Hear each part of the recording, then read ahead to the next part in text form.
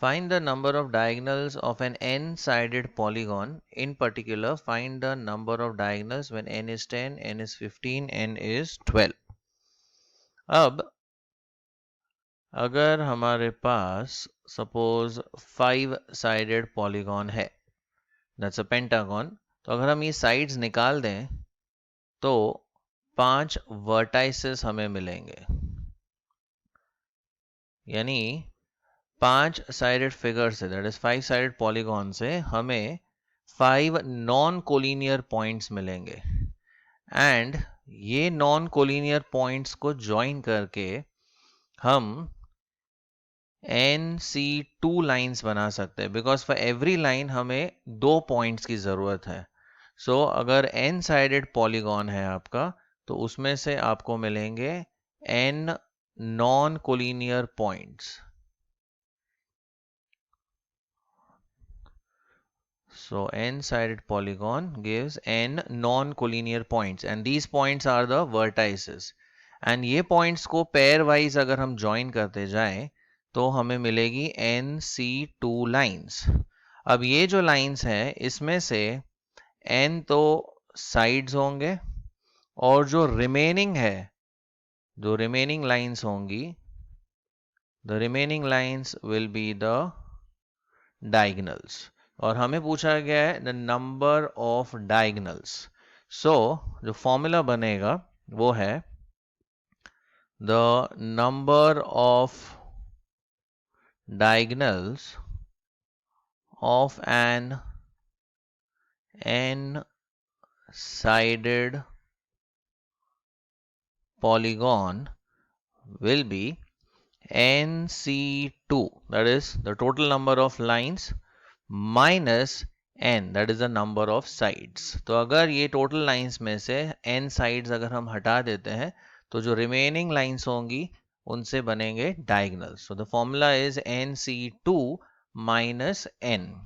तो याद कीजिए अगर n साइडेड पॉलीगॉन है तो उसमें से हमें n नॉन कोलिनियर पॉइंट्स मिलेंगे and n non collinear point, ये सारे पॉइंट्स अगर दो दो करके हमने ज्वाइन किए तो NC2 लाइंस बनेगी. वो NC2 लाइंस में से n तो साइड्स है एंड रिमेनिंग क्या होंगे, diagonal. So number of diagonals is NC2 minus n. अब यहाँ पे फर्स्ट केस दिया है number of diagonals when n is equal to 10. So first case अगर हम n 10 लेते हैं, therefore number of diagonals will be 10C2 minus 10. अब 10C2 को हम इवेल्युएट कर सकते हैं as 10 into 9 upon 2 into 1 minus 10. 2 ones are 2, 2 5s is 10, 5 9s gives us 45 minus 10. सो हमारा फाइनल आंसर आता है 35. तो 35 डायगोनल्स यहाँ पर बनते हैं. नेक्स्ट है n is equal to 15. So second case when n is equal to 15, so we have the number of diagonals will be 15C2 minus 15. अब 15C2 इवेल्युएट करते हैं. 15C2 आएगा 15 into 14 upon 2 into 1 minus 15. 2 ones are 2, 2 7s is 14. Now 15 into 7 gives 105. उसमें से 15 less कर देते हैं, तो अगर 15 लेस करें तो यहाँ पे आंसर आता है 90. और थर्ड केस पूछा गया है when n is equal to 12. So third case है when n is equal to 12, number of diagonals will be 12C2 minus 12. अब 12C2 को हम लिख सकते हैं as 12 into 11 upon 2 into 1 minus 12. ये आएगा 2 ones are 2, 2 6 are 12, 6 into 11 that's 66 minus 12. तो अगर 66 में से 12 लेस करते हैं, 66 less 12 gives 6 minus 12 ये आता है 54. तो in this case number of diagonals is 54. There are 20 straight lines in a plane so that no two lines are parallel and no three lines are concurrent. Determine the number of points of intersection. तो यहाँ पे हमें दिया है 20 straight lines और condition दिया है no two lines are parallel. No two lines are parallel. अब अगर लाइंस पैरेलल नहीं है so but obviously the lines are intersecting. Okay, मतलब सारी लाइंस एक दूसरे को कट कर रही है. एंड एक और कंडीशन दिया हुआ है no three lines are concurrent. No three lines are concurrent. अब इस कंडीशन से ये पता चलता है कि इंटरसेक्शन सिर्फ और सिर्फ दो दो लाइंस का ही हो रहा है. So this indicates that intersection is between two lines only. Okay, two lines only at a time. यानी कॉन्करेंट लाइंस नहीं है तो ऐसा इंटरसेक्शन पॉसिबल नहीं है, या फिर चार लाइंस का इंटरसेक्शन पॉसिबल नहीं है. तो इंटरसेक्शन सिर्फ और सिर्फ दो दो लाइंस का ही है. तो ये दो कंडीशंस आपको समझना है. No two lines are parallel. अब लाइंस या तो पैरेलल होंगी या फिर इंटरसेक्टिंग. अब यहाँ कहा गया है कि लाइंस पैरेलल नहीं है तो सीधी बात है लाइंस क्या होंगी, इंटरसेक्टिंग. ऑल्सो इंटरसेक्शन दो लाइंस का, तीन लाइंस का, चार लाइंस का भी हो सकता है, लेकिन यहाँ पे क्लियरली दिया है that no three lines are concurrent. मतलब इंटरसेक्शन सिर्फ और सिर्फ दो दो लाइंस का ही हो रहा है. एंड जब भी दो लाइंस इंटरसेक्ट होती हैं वहां से हमें एक इंटरसेक्शन पॉइंट मिलता है. यानी ये 20 लाइंस में से हमें दो दो लाइंस का सिलेक्शन करना होगा और जितनी बार हम ये सिलेक्ट करेंगे उतनी बार इंटरसेक्शन पॉइंट्स आएंगे. So therefore we could say the number of intersecting या intersection points, number of intersection points will be equal to the number of selections of two lines. It will be equal to the number of selections of two lines at a time. अब हमारे पास है 20 lines. तो अगर दो दो lines का हम selection करते हैं तो टोटल सिलेक्शंस हो जाएंगे 20C2. तो जितने सिलेक्शंस होंगे उतने ही इंटरसेक्शन पॉइंट्स हमें मिलेंगे. तो 20C2 को हम इवेल्युएट करते हैं as 20 into 19 upon 2 into 1. So 2 1s are 2, 2 10s is 20. तो हमारा फाइनल आंसर आता है 190. So in this case हमें मिलेंगे 190 intersection points. 10 points are plotted on a plane. Find the number of straight lines obtained by joining these points if no 3 points are collinear and second 4 points are collinear.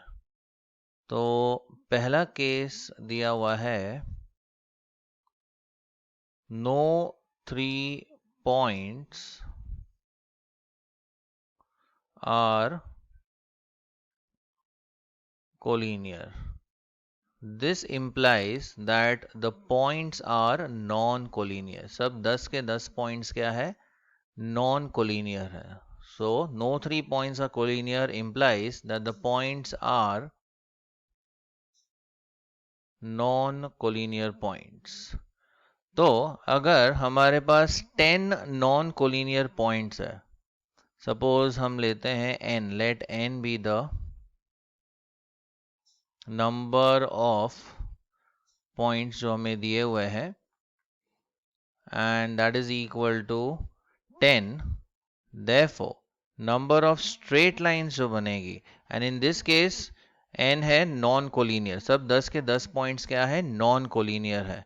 So the number of straight lines जो हम draw कर सकते हैं, now remember एक line draw करने के लिए हमें 2 पॉइंट्स का सिलेक्शन करना होगा, या हम इसे रिवर्स भी सोच सकते हैं कि अगर हम 2 पॉइंट्स सिलेक्ट करते हैं तब जाके एक लाइन बनती है।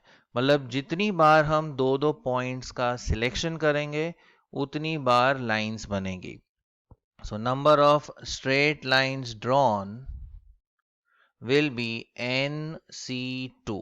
तो 10 में से हर बार हम दो दो पॉइंट सेलेक्ट करेंगे और लाइंस बनाते जाएंगे।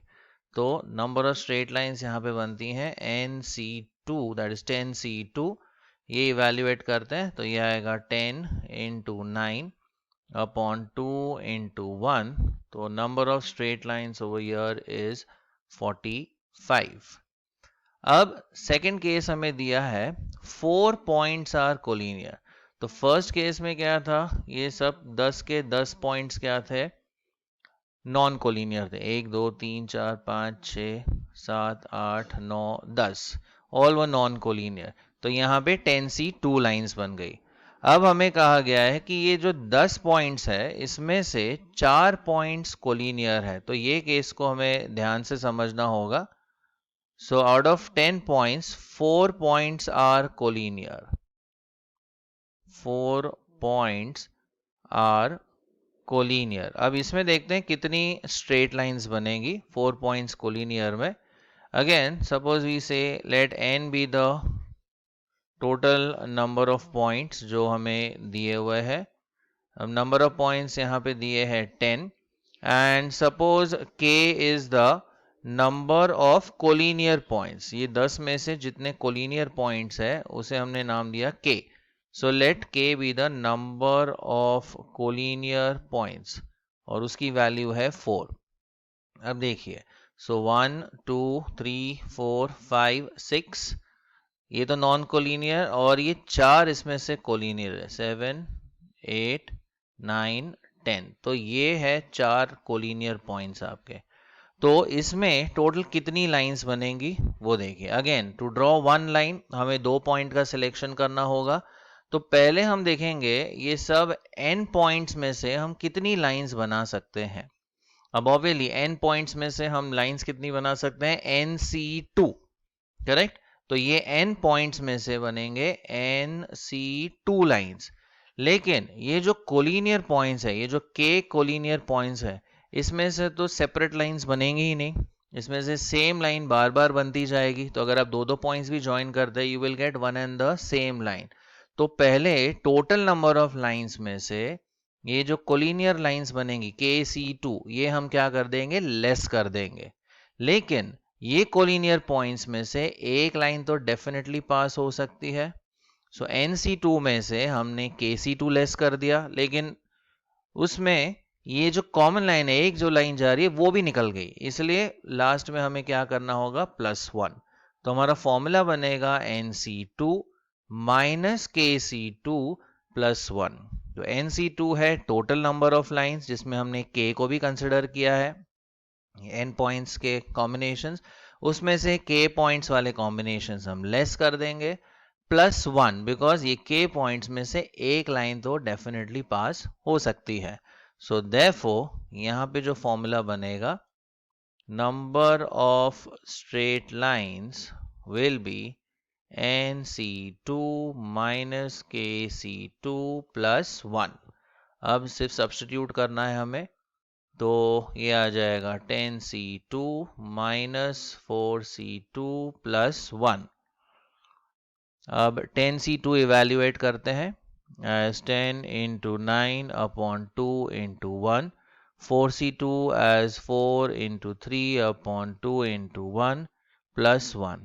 ये आ जाएगा 45, ये आएगा -6 +1, so that is 45 -5। तो फाइनल आंसर आता है हमारा 40।